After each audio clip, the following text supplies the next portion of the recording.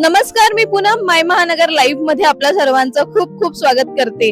Bharat Ratna विश्वरत्न doctor Babasaheb Ambedkar यांची आज 135वी जयंती आणि या जयंतीची धूम जी आहे संपूर्ण भारतातच नाही तर संपूर्ण जगाच्या कानाकोपऱ्यात जी आहे ती आज आपल्याला बघायला मिळते. डॉक्टर बाबासाहेब आंबेडकर यांच्या जयंतीची जी तयारी आहे ती खरं तर महिनाभरापासून आधीच सुरुवात होते, परंतु ह्या जयंतीची सर्वात जास्त उत्सुकता असते ती भीम अनुयायांना आणि आंबेडकरांच्या विचारांना मानणाऱ्या प्रत्येक व्यक्तीला.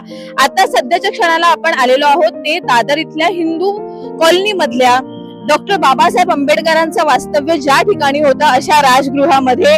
हेच ते राजगृह आहे ज्या ठिकाणी डॉक्टर बाबासाहेब आंबेडकर यांचं वास्तव्य होतं. खरं तर ही वास्तू जी आहे ती आंबेडकरांनी त्या काळी फक्त आणि फक्त त्यांच्या पुस्तकांसाठी ठेवलेली होती, ही विकत घेतलेली होती. कारण की आपल्याला माहितीये विज्ञानवादी आपण आंबेडकरांना म्हणतो, ज्यांनी संपूर्ण देशामध्ये जर का बघायला गेलं तर त्यांचे आचार जे आहेत त्यांच्या आचारांचे पाईक असणारे लोक आहेत. त्याच्यामुळे नेहमीच पुस्तकांमध्ये रमणारे डॉक्टर बाबासाहेब आंबेडकर यांनी ही वास्तू त्या काळी पुस्तकांकरता खरेदी केलेली होती आणि त्याच्यामुळेच आज या वास्तूमध्ये अनेक भीम अनुयायी जे आहेत ते आंबेडकरांना अभिवादन करण्याकरता येत आहेत. आपण आतमध्ये गेल्यानंतर बघू शकतो की ही खोली आहे आणि ह्या खोलीमध्ये आपल्याला अनेक अशा वस्तू आंबेडकरांनी रमाईंनी ज्या गोष्टी वापरलेल्या होत्या त्या वस्तू आपल्याला बघायला मिळतील. ही ह्याच ठिकाणी बाबासाहेब बसायचे, आपला बराच वेळ पुस्तकांमध्ये वाचण्यात ते ह्या ठिकाणी घालवायचे. समोर आपण आंबेडकरांचा आणि रमाईंचा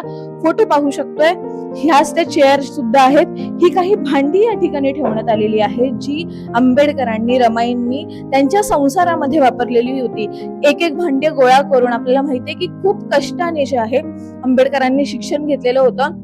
त्या काळामध्ये वर्गातही बसायला न मिळणाऱ्या आंबेडकरांमुळे आज प्रत्येक व्यक्ती जो आहे ताठ मानेने जगतोय, आपलं शिक्षण घेतोय. परंतु ह्या ठिकाणी आपण बघू शकतो रमाईंच्या इथे फोटो आहे आणि त्यासोबतच ही भांडी सुद्धा आहेत. या भांड्यांना एक एक गोळा करून ह्याच्या माध्यमातूनच रमाईंनी आपल्या आंबेडकरांचा संसार जो आहे तो उभा केलेला होता. रमाई ही माता आपण असं नेहमीच संबोधलं जातं रमाईंना आणि ह्या मातेने आपल्या नवऱ्याच्या प्रत्येक पावलावर पाऊल ठेवत आपल्या नवऱ्याला खंबीरपणे पाठिंबा देत साथ देत जे आहे ते त्यांचा संसार फुलवलेला होता. ही ती खोली आहे ज्या ठिकाणी बाबासाहेब आंबेडकर अभ्यास करायचे. त्यांचा चष्मा ठेवण्यात आलेला आहे, त्यासोबतच ते ज्या काठ्या वापरायचे, कारण की आंबेडकरांना आपल्याला माहिती की गुडघ्याचा त्रास होता आणि त्यामुळे ते या काठ्यांचा वापर चालण्याकरता करत होते. ह्याच्याच माध्यमातून त्यांनी भीम अनुयायांना जे आहे ते दीक्षा सुद्धा दिलेली होती, दीक्षा घेतलेली होती. बऱ्याच फोटोंमध्ये आपण त्यांचे जुने फोटो पाहिले तर ह्या काठ्या आपल्याला त्यांच्या हातामध्ये दिसून येतात. या ठिकाणी अन्य काही भांडी जी आहेत ती आज ठेवण्यात आलेली आहेत. भीम अनुयायांना आपल्या लाडक्या आंबेडकरांनी, आपल्या लाडक्या रमाईंनी नेमका कोणत्या भांड्यांनी त्यांनी त्यांचा संसार फुलवलेला होता हे सर्व काही आपल्याला या ठिकाणी प्रदर्शनामध्ये जे मांडलेलं आहे ते बघायला मिळते. ही समय सुद्धा आहे. दिव्याखाली आपण म्हणू शकतो, दिव्याखाली आंबेडकरांनी अभ्यास केलेला होता, त्या माध्यमातून त्यांनी ज्ञान प्राप्ती केलेली होती आणि हेच ते निवासस्थान आहे ज्या ठिकाणी आंबेडकरांनी आपल्या आयुष्यातली 15 ते 20 वर्ष जी आहेत ती घालवलेली होती. आंबेडकरांची एक छोटी जी वास्तू आहे ठेवण्यात आलेली आहे. त्यासोबतच जर का बघायला गेलं तर समोर अत्यंत महत्वाची अशी गोष्ट, ज्यावेळेस आंबेडकरांचं 6 डिसेंबर 1956 रोजी ज्यावेळेस आंबेडकरांचं पार्थिव हे मुंबईत आणण्यात आलेलं होतं, त्यावेळेस ह्याच पलंगावरती जे आहे ते आंबेडकरांचं पार्थिव ठेवण्यात आलेलं होतं. लाखोंचा भीम अनुयायांचा जो पूर्ण एक गठ्ठा आपण म्हणू शकतो, लाखो भीम अनुयायी आपल्या भीमरावाच्या निधनाने जे आहेत ते अत्यंत दुःखात गेलेले होते आणि हाच तो पलंग आहे ज्या ठिकाणी आंबेडकरांना ठेवण्यात आलेलं होतं. सध्या आंबेडकर जयंती असल्या कारणामुळे, भीम जयंती असल्या कारणामुळे अनेक अनुयायी जे आहेत ते या ठिकाणी बाबासाहेबांना अभिवादन करण्याकरता ह्या ठिकाणी येत आहेत. बाबासाहेबांची सुंदर अशी प्रतिमा या ठिकाणी ठेवण्यात आलेली आहे. फुलांची अशी आरास काढण्यात आलेली आहे, सुंदर रांगोळी करण्यात आलेली आहे. प्रत्येक येणारा भीम अनुयायी इथे आंबेडकरांना अभिवादन करतोय, त्रिवार वंदन करतोय आंबेडकरांना आणि ह्या ठिकाणावरून आपले आपल्या भावना आंबेडकरांसाठी ज्या आहेत त्या व्यक्त करताना आपल्याला पाहायला मिळतात. ही एक खोली आहे. ह्या खोलीमध्ये सुद्धा आंबेडकरांची अनेक चित्र जी आहे जुन्या काळातली ती लावण्यात आलेली आहे. इथे आपण बघू शकतो की जनता द पीपल ह्या वृत्तपत्राचं पान सुद्धा आहे. आंबेडकरांनी स्वतः त्यांचे शब्द जे आहेत आपल्याला ह्या वृत्तपत्राच्या पानावरती आपल्याला पाहायला मिळतील. गांधी आंबेडकर पंचम जॉर्ज मुलाखत जे आहे त्याचा हा जो आहे तो मजकूर आहे, त्याचा हा जो मायना आहे तो इथे आहे. त्यासोबतच आपण ह्या ठिकाणी विविध असे फोटो जे आहेत ते आंबेडकरांचे पाहू शकतो. बरेचसे जे त्यांचे ओरिजिनल फोटो आहेत ते सध्या सोशल मीडियावरती आपल्याला उपलब्ध आहेत, परंतु ह्या त्या काळातल्या फ्रेम्स आहेत ज्या आजही ह्या राजगृहामध्ये जी हेरिटेज वास्तू आहे या हेरिटेज वास्तूमध्ये जतन करून ठेवण्यात आलेल्या आहेत आणि त्या प्रत्येक गोष्टी ज्या आहेत त्या आपल्याला पाहायला मिळतात. सोबतच आपण ह्या ठिकाणी ही खोली पाहू शकतो ज्या ठिकाणी वाचनालयामध्ये जो 2 पाताचा पंखा जो त्या काळी वापरला जायचा तो या ठिकाणी ठेवण्यात आलेला आहे. सोबतच आंबेडकर डॉक्टर बाबासाहेब आंबेडकर जे आहेत ज्या गरम पाण्याच्या पंपातून आपण म्हणू शकतो गरम पाणी करायचे, त्यांच्या स्नानासाठी जे पाणी वापरायचे ते ह्याच पंपामध्ये जे आहे ते गरम केलं जायचं. अशा छोट्या छोट्या अनेक वस्तू ज्या आहेत ते ह्या ठिकाणी आजही या वर्षानंतर सुद्धा ज्या आहेत त्या जतन करून ठेवण्यात आलेल्या आहेत. त्यामुळे भीम जयंती असो किंवा महापरिनिर्वाण दिन असो ह्या ठिकाणी प्रत्येक म्हणजे या दोन्ही दिवशी जर का आपण बघायला गेलं तर भीम अनुयायांची मोठी रीघ लागलेली असते बाबासाहेबांना अभिवादन करण्याकरता.